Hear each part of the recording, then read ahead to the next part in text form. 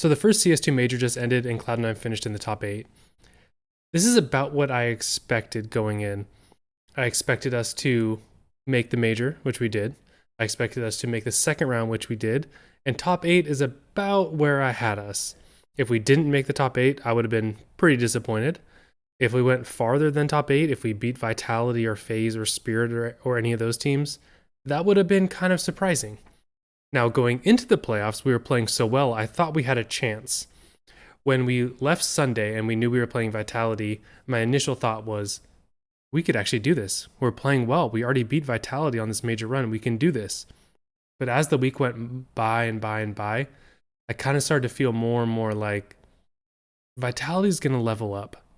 They're going to be scouting us. Every time a good team has had a lot of time to scout us, they do really well. So as the week went on, I started to get more and more nervous that we were going to lose. Now, could they have showed up and gone full rifle insane like they have the whole major and won? Yes. But I believe the roster went as far as the roster that was put together could go. Now, while top 8 is what I expected of the team, that's not my actual expectations for the org. Top 8 making playoffs, that's about the ceiling of this team right now. Now, we've seen where they don't make anything at all, and we've seen where they've made playoffs, but we've never seen them make a full-on run. We've never actually thought, hey, they could really win a title here. They have a good chance, or they're favored to win a title. This team is capped out. They have a ceiling, and they hit that ceiling with the major. Now, it was exciting along the way, beating G2, beating Vitality, going 3-0 in the RMR, 3-0 in Stage 1, 3-1 in Stage 2. It was pretty exciting. We were playing well. Our teamwork is so solid. The way that our team plays together now is very good. The way the rifles play off each other, the trading, the ability to hold sites on CT, the calculated aggression on CT, the team plays so well together. But everyone knows, and it's all everyone talks about, including me, they're capped out because they don't have an Awper. And this was never more apparent than in the Vitality match watching Boomich. Now, it's not Boomich's fault. He's not an Awper. So the problem with having someone who's not an Awper is sometimes they're insane. They do really well. But then when they're scouted out, or when things get in pressure, or when they get run up on by the T's, they start to miss. And that's exactly what we saw Boomich do, especially on Anubis. There was a few rounds that could have turned if he had hit his shots, but he didn't. And it's hard to blame him for that, because that's not Boomich. I mean, watch Boomich on Inferno on Banana. You think he wants to be opping? No, he wants to be in your face. On Ancient, he likes to play in the hut or in the cave. And so he likes to play these aggressive, in your face kind of areas. So to then put him on an op, the fact that he has done as well as he has is actually more surprising than him having an off map on Anubis. So I can't really blame him for any of that. But we knew the fall off was going to come at some point during this major. We've seen it time and time again. We've seen the highest of highs of them just running in on T side, trade, headshotting, and it's like, this team is absurd. And we've seen the lows where their rifling falls off and they have nothing to back them up. They have no Awper, no way to get an opening kill. And while Vitality, I don't think they super fell off, they kind of did on Anubis, but I think Vitality also had a really good strategy on Anubis and punished their CT side so heavily. And then with Boomich missing his op shots on some of the key rounds, not really a lot you could do there. But I do think that picking Anubis versus Vitality was a mistake. If you look at the Anubis that we played versus Vitality last time, even though scoreline-wise, we destroyed them. But when you go and you watch the actual rounds, there was so many rounds that were so close that were winning clutches. Even the second pistol round, it was a 2v5 that we won. So if you change some of those things, it gets so much closer. And Vitality is solid on that map. We had been very good on Overpass. I think that taking Overpass there would have been the smarter choice, because there's a pretty much a 50-50 chance you end up on Anubis anyway. It was ending up on Anubis or Mirage. Now, they picked Mirage in the end because, of course, they're not going to pick Overpass.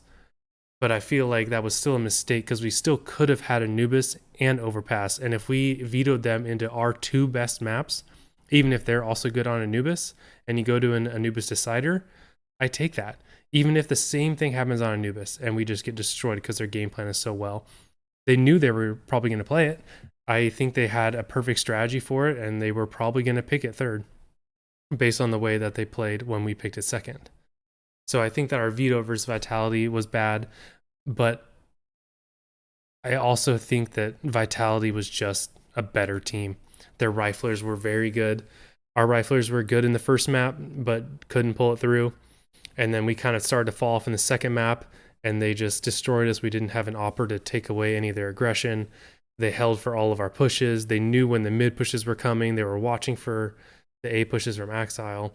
They had all their stuff set up, all their protocols very well documented, and they kind of punished us no matter what style we did. Did we sit on the site? They punished that. Did we try to get aggressive in any area on the map? They punished that. So they played a very good game, and their aim was also on point. Their entries were absolutely insane. One thing I'll say though is that it's very clear that this team has been working so hard.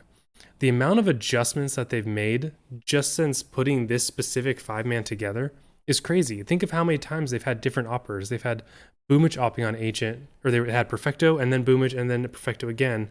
And then they had Hobbits now opping on Nuke, and then they had Boomich opping on Mirage when it was Perfecto. They've had so many different changes. They even changed spots on a few maps.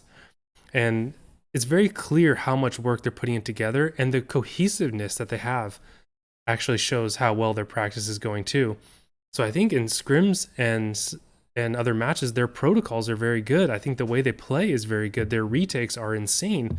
Their T side is very good. Their ability to hold sites is very good. They're really just missing the one obvious thing.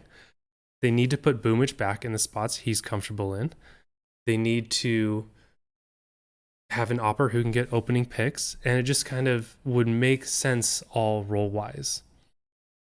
Now I'm going to get into the Awper in just a little bit, but another thing based on just the major I want to talk about is the fact that Axile is back.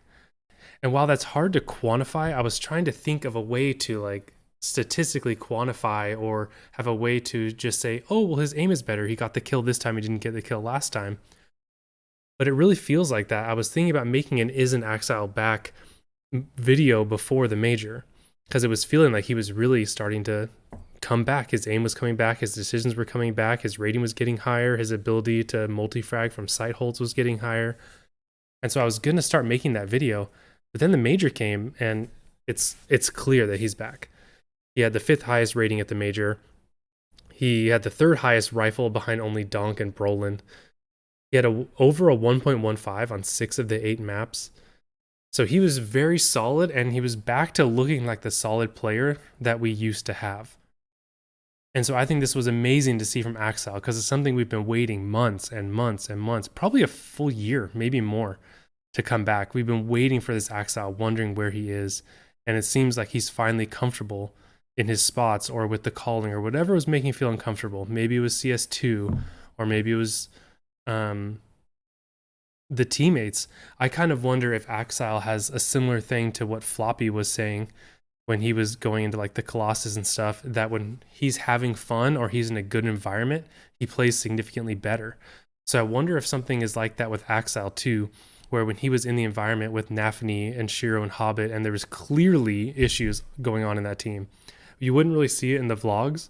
People would be happy and chatting and stuff, but with all the interviews with Nafany, him saying he has no control of the team, no one listens to him, Shiro getting super worked up in the timeouts and stuff, it's very clear that there was some sort of issue going on in the team. And I wonder if that's why his form fell off, because he needs that good environment. And I wonder if Boomich brought that good environment back, that happy that they're working hard, they're all together, they all have one goal. I wonder if that has kind of brought Axile back. So for the Awper, it's clear who would be perfect and who everyone wants. Everyone wants Monesy, right? I mean, who doesn't? Like, I would be over the moon if we got Monesy. And it just makes the most sense for our team. And who do we bring Monesy in for? There's been a debate, and the debate was Hobbit or Axile. Another video I was thinking about making a who makes more sense, Hobbit or Axile. But Axile needs to stay on this team. It's time for Hobbit to go. Now, Hobbit has been playing well recently, but Hobbit playing well isn't like a top player. So when Hobbit falls off, he becomes well below average. When Hobbit plays really well, he becomes maybe slightly above average. I don't think there's ever a moment where Hobbit becomes a top 20 player, a top 30 player, maybe even a top 40 player. So to lose Hobbit, I think we don't lose a lot. It also makes sense with our team, in my opinion. You have Axile on one side of the map holding it down. He's playing the solo sites like he loves to do. That's a very important role. He's very good at it, and he is back. And if we take the fact that he's young and he's already been a top 5 player, I would much rather gamble that than Hobbit, who is on the other side, and we haven't seen a top 20 player in years. And then on the other side of the map, you have Perfecto, who's also holding down a site. And then you have your 3 players together. You have Monesy, you have Electronic, and you have Boomich. Those 3 players can work in a pack together so well. They're all aggressive. Their styles seem like they would fit perfectly. So I would love to have Perfecto and Axile playing the anchor spots or playing the lurk spots on T side. Then you have those 3 working as a pack together. Boomich with the entry, or you have Electronic taking a bunch of space. You have Monesy, who we've seen just be able to take over games, get opening kills, do all of the sort of things Monesy does. That just makes way more sense than taking out a very stable force, someone who can hold down areas, and leaving Hobbit, who then is just part of the pack, and having to turn him into a lurker or turn Perfecto into all of Axile's spots. It just really makes the most sense. Losing Hobbit, while I love Hobbit, I don't think we're losing a lot. I think Hobbit could be replaced tomorrow with a number of riflers. I think Axile plays a very rare role and plays it extremely well. And I think that's something that is worth holding on to. And if you get this team together and it just doesn't work out down the line, you can replace him later with someone else.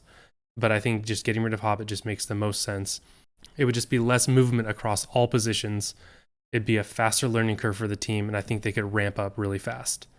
One thing about the major is that there was talent and people talking about Cloud9 bombing out to show them that they need to make a move. Now, while I agree that Cloud9 needs to make a move, and I think everyone agrees with that, I would say them not making the major would make it harder because now they didn't get a huge windfall of money. So if they didn't make the major, they then lose out on $3 to $4 million. That's going to make it harder to invest. By making the major, they at least have all this extra money that they can throw into going and buying someone. Again, say Monesy. Now, there was rumors that we tried to before the major and they said no, or Monesy said no. And even the G2 manager was saying he's untradeable. Now, in my experience, when I see a manager come out and say, hey, this person's untradeable, to me, that means they didn't get enough money. That's like hey, we're not going to do this, so give us more. And it's a leverage play. That's how I saw that. So that could mean that they might just need more money, and maybe making this major gives us the money to go make the move that we need to do. Now, them making the run to top 8, I think even if they won the major, they know exactly what the issue is. I think Cloud9 absolutely knows. Cloud9 pays attention. They have all these people talking to them. I think when they made the team, they knew it wasn't going to work. That's why they tried to get Monesy in the first place. I think while there are a lot of CIS Awpers, they are in a bit of a sticky situation because there are a lot of CIS Awpers who don't want to play for the team. So I think they just had to find the right fit. And my guess is that they tried to get Monesy. It didn't work out. They didn't want to just go pick up someone quickly. And so they just rolled with the roster they have. And now after the major, they're going to make a move. And then making top 8 might show them, look, we're right here. We have all the riflers. We're right here. We have the teamwork. We have the IGL. We have the coach. We're so close. We just need the right role. And I think that might push them even further into making the right move. Now we have 7 days until the next tournament. So we got to really get on this because I do not want to keep rolling with this team. We cannot just start going into this next circuit and pro league and stuff with this team. It's got to happen now. So I'm really hoping that they make a move because if we start playing in these other tournaments with this team, I'm going to start worrying. But I know that's a short timeline. But we really just got to move now. And we got to just get the roster going and just stop wasting time with this roster because this roster is never going to win. It's just going to be a perennial playoff team. And it's never actually going to win a tournament. We know Boomich doesn't want to do it. And the fact that it keeps changing hands with Hobbit, Perfecto, Boomich, it just doesn't make sense. And we just need to stop wasting time. And it's just crazy how perfect Monesy would be. And there's so many people talking about it. There's so much smoke that I wonder if there's fire. Like, the talent wasn't talking about this much until recently, but now we have people talking about it on podcasts, people talking about it at the major, people talking about it on Twitter after the major. There's just a lot of people in the scene talking about it. So it makes me wonder if there's something swirling behind the scenes that we don't know about. And I'm hoping that there is, because that would just be perfect. So overall, I think we can take away a lot of positives from the major. We have the positive that Axile's back. We have the positive that this team is very close to being really good. We have the positive that we have so many matches where the team's teamwork and everything looks so much better. Ever since I released that video on the teamwork being bad, it seems like since then their teamwork has been insane, which makes my video look stupid. But also, that's what I want. I want the team to be good. When I say they're doing something bad, I want to be proven wrong. I want to see them improve. So I love the fact that they're doing as well as they are right now. I'd much rather them do this than be bombing out and having these losses to straight USPs 3 times in a match. And making top 8, I would have been very disappointed if we didn't. So I'm happy that we made top 8. To lose to Vitality like that, I was okay with. Vitality played so well, it was hard not to just tip your cap and say, yep, this is the team ceiling. But as I say, coming up in the next month and a half, we have 3 tournaments. I don't want to watch his roster anymore. I want to watch a real roster. I'm sick of watching Boomich on the op. I'm sick of watching Perfecto on the op have absolutely no impact on Ancient ever. Let's just bring in someone. Bring in anyone. I don't care who it is. We just need an op in here. You know who I want, but I'll take anything. That's it. Follow me on Twitter at Cloud9_win. I'll see you next time.